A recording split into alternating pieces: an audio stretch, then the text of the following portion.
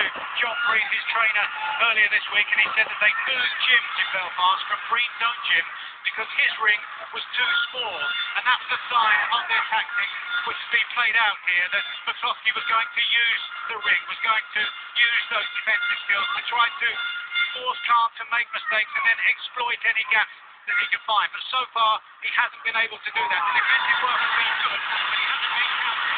Now Khan starts to open up, and Mccloskey there was ill-advised to showboat his centre ring, trying to show Khan that he wasn't hurt, and Khan followed up. Now the two men virtually touch heads in centre ring, and who's going to be the first to fire off? It's Khan with an uppercut, and then a right hand to the side of the face of Mccloskey, who returns the compliment with a left hand. It was a winging kind of hook of a left hand around the right hand side of the glove of Khan's chin. Now Khan holds the gloves high again, tries a right hand over the top of the left hand of Mccloskey, who just wipes away his eye and looks over to his corner. He's got his back to us, and it might well be that he's cut here. And we're looking up at the neutral corner, just here a few feet away from us, and it's on the blind side as we're looking on, but it does seem as though Mccloskey has a cut around by the side of the left eye. He's being looked at now by the ringside doctor, and he's being spoken to by the ringside doctor. It's high up above the bridge of the nose, the bridge of the nose, the inside part of the left eye of Mccloskey, and there's a long consultation going on here between the ringside doctor, the referee, Mccloskey, and the referee waves it all over, but he goes back to the corner, and now I think what he's telling everybody is because of the nature of the incident that they might well be going to the judges' scorecard. Well, leaning over at ringside here, and he's talking to the ringside officials from the British Boxing Board of Control, and here John Breed is complaining. He's hoping that they should have won this via disqualification. We had controversy here at the MEN Arena because after a long conversation between the referee, between him and Paul Mccloskey and the ringside doctor, now it looks as though it's going to the judges' scorecard, which, according to what we've been looking at, is pretty much a formality. Yeah, it is a formality. I mean, they're obviously pushing for some kind of disqualification. You saw Mccloskey look out at me there and throw his head. It's definitely a head clash. It was a real bad head clash. But significantly, the referee did not deduct any points from Amir Khan, and therefore he must have deemed it as being accidental, and that means that we go to the judges' scorecard, including the sixth round, which was incomplete. And that should mean that Khan, despite the howls of derision around this arena here, will hang on to his title with a point verdict. Very strange, Mike. I'm looking at it. They're not even treating it. They're in the corner. The guy stopped it. They're not even treating it. Barry Hearn's about to go ballistic. They stopped it with 10 seconds of application of a bit of gauze. That's ridiculous.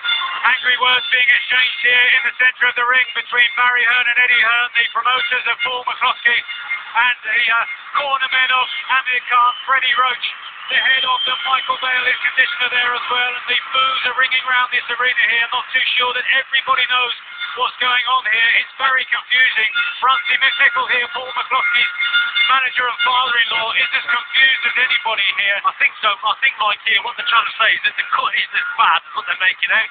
The blood stops, okay, it's above the eye. Barry Hearn is above us. He's going ballistic here. But look, he's showing British Boxing Board of Control member here, Robert Smith, is showing him that the cut isn't that bad. Look, he's saying this is straight. And Barry Hearn is absolutely furious here because he's believing that this is a fight that should not have been stopped.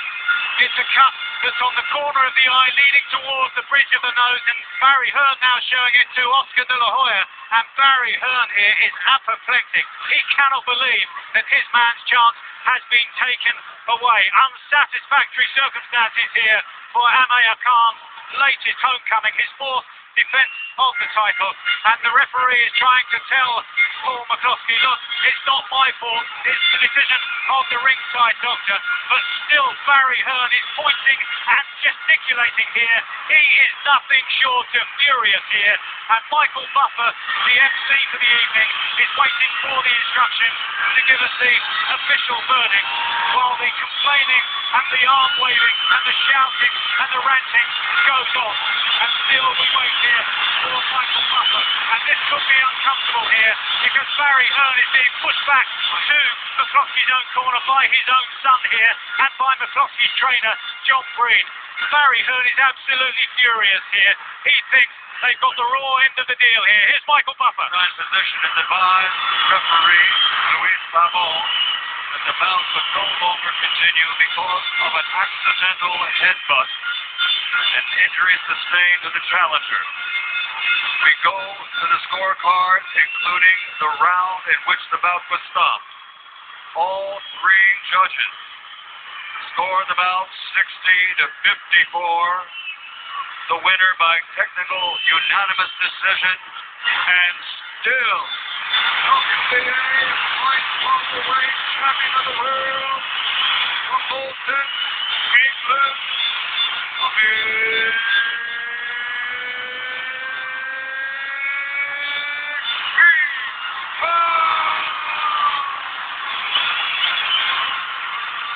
Amir Khan is hoisted aloft by his cornerman here and tries to take the acclaim of the crowd, but it's mainly boos here. There've been many great nights in this young man's career, but this is not one of them. A very unsatisfactory ending to the fourth defence of his world title. He is still champion, having beaten Paul Mccloskey on a technical decision after 6 rounds.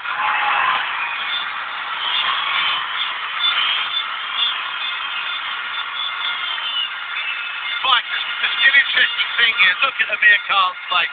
He doesn't want to be on the shoulders of his man. He wants to be down. He's as embarrassed as anybody. But let's not get carried away. Mccloskey lost every second of all of the rounds, the 5 completed rounds, and was losing that 6th round. Feeling Khan's style without actually replying and landing his own shots.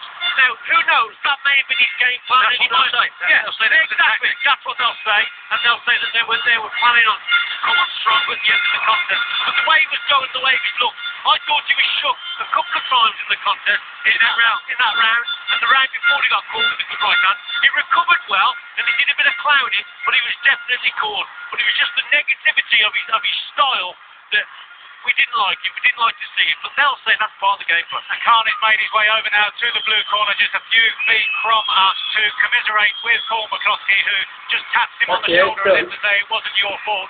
And